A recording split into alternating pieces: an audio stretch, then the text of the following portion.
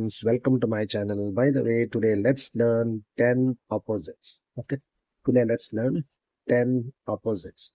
So first word what we are going to learn is this, my dear friends: abandon, scarce, expand, contract, victory, defeat. Okay, these three words we learned. Then let's learn these three words. Next three words are these.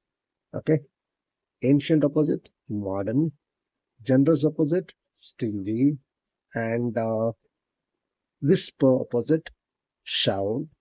And then next word we are going to learn, next three words are these, my dear friends: transparent opposite, opaque; flexible opposite, rigid; and optimistic opposite, pessimistic.